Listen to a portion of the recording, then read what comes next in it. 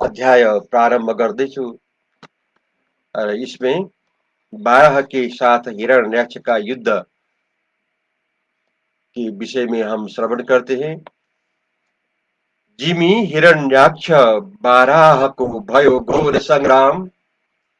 सो 18वें अध्याय में कहीं सुंदर कथा ललाम।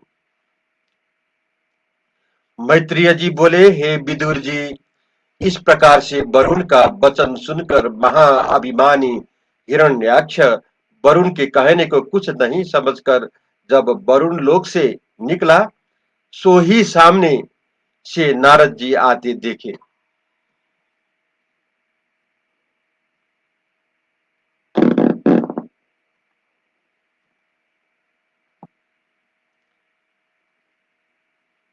नारद जी से बोला कि नारद किसके गुण गाता है। तब नारद ने कहा कि सरकार ही के गुण गाता हूं। तब हिरण्याक्ष ने प्रसन्न होकर कहा कि तुमने कहीं विष्णु भी देखा है। तब नारद जी ने कहा कि हरि भगवान 12 का रूप धारण कर पाताल लोक गए हैं। यह समाचार नारद जी के मुख से सुनकर अति शीघ्र पाताल लोक में गया। वहां से पृथ्वी को धड़ के अग्रभाग पर धर ऊपर को उठा कर लाते हुए और अपने नेत्रों की लाल लाल शोभा से दैत्यों के तेज को नाश करते 12 भगवान को देखकर हिरण्याक्ष हंसकर कहने लगा कि अहो, जल में विचरने वाले 12 को मैंने आज ही देखा है। हे अज्ञ, मेरो सन्मुख आ और यह हमारी पृथ्वी छोड़ दे, क्योंकि यह ब्रह्मा जी ने हम पाताल वासियों को समर्पण की है। हे क्रूर, हे शुकर, तू मेरे देखते इस पृथ्वी को लेकर कुशल पूर्वक कभी नहीं जा सकेगा।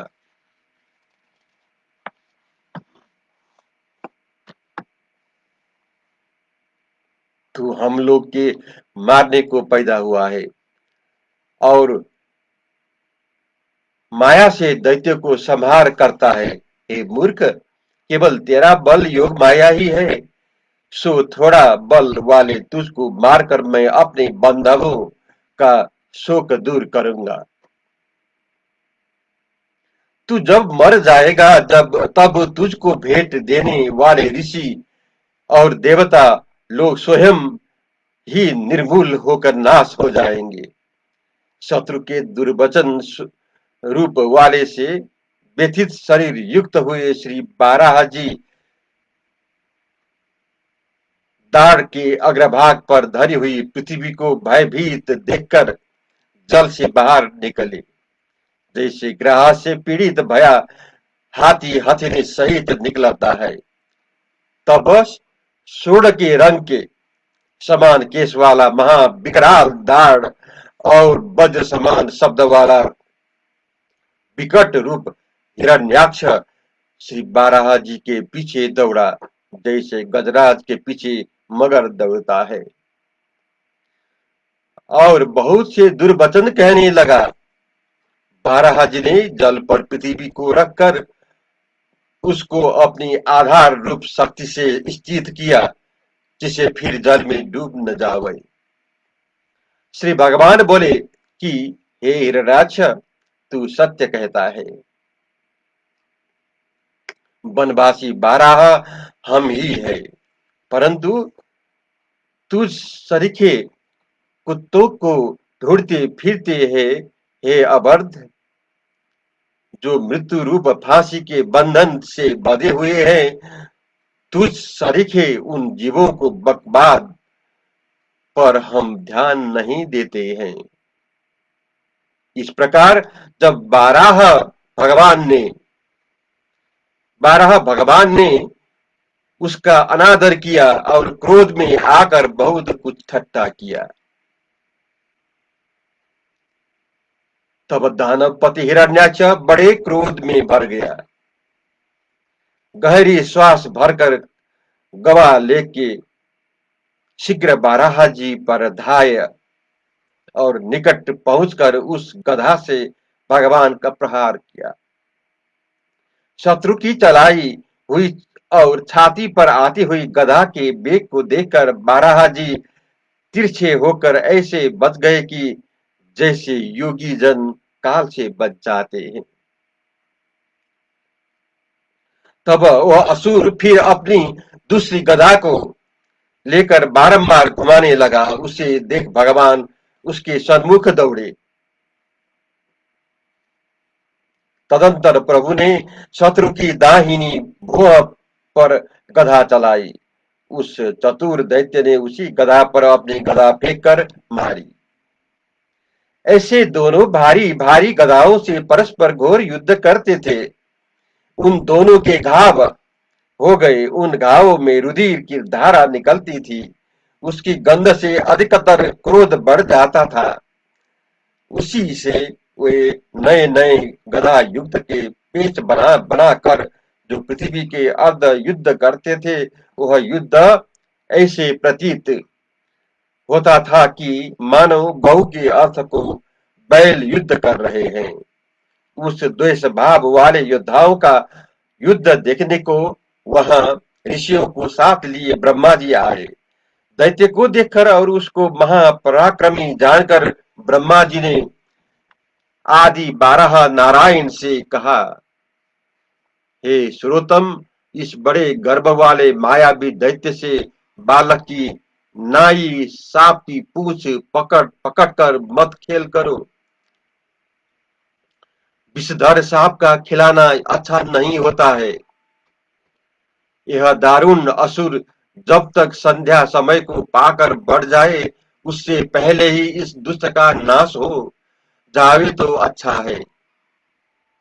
इस कारण अपनी योग माया में स्थित होकर इससे शीघ्र मारो।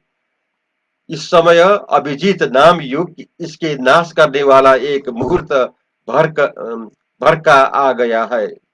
यह बहुत अच्छा हुआ कि जिसके वध करने को आपने वह 12 शरीर धारण किया, सो यह पापी आप ही अपने मृत्यु रूप आपके सन्मुख युद्ध करने को आ गया है। अब पराक्रम करके इस पराक्रमी दैत्य को संग्राम में मारकर लोगों को सुखी करो, अर्थात देवताओं की रक्षा करो। अब हम 19वां अध्याय प्रारंभ करते हैं। इसमें आदि 12 द्वारा हिरण्याक्ष का वध।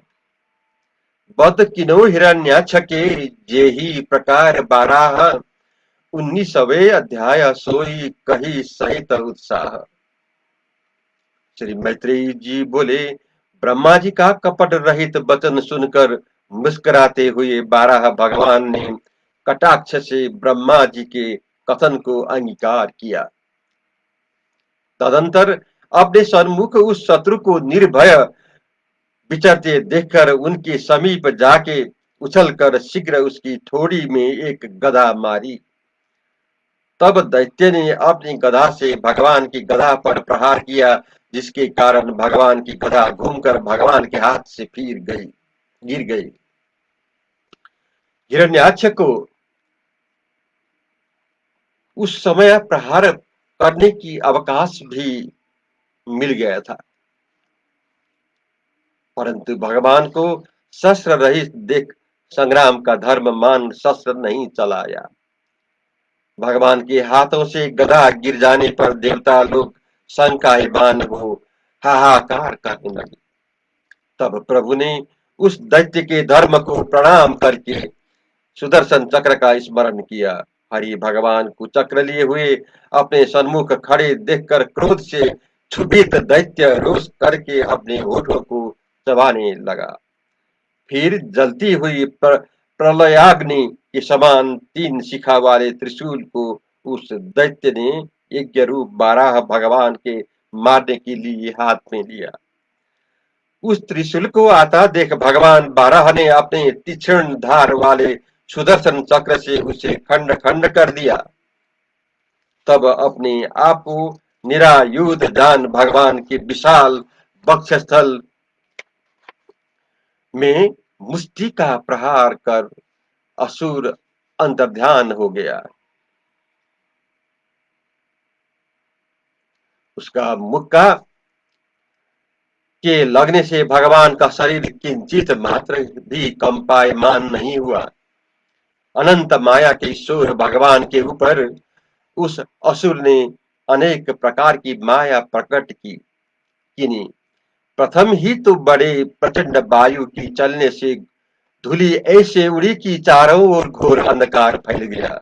संपूर्ण दिशाओं में पत्थर बरसने लगी, रुधिर की, कभी केशों की, कभी पीप की, कभी विष्ठा की, कभी मूत्र की, कभी हाड़ों की वर्षा करने वाले मेघों की घनघोर घटाओं से आकाश का तारा मंडल छिप गया।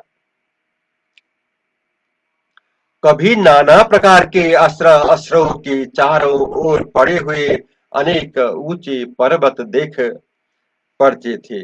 कभी नग्न राक्षसियां हाथ में शूल लिए, सिर के बाल खोले हुए पृथ्वी पर घूमती फिरती हुई दृष्टि आने लगती थी। प्यादे, घोड़े, रथ, हाथी की चतुरांगिनी सेना सहित बहुत से यक्ष राक्षस हाथ में शस्त्र लेकर काटो मारो ऐसी हिंसा युक्त घोर वाणी बोलते थे।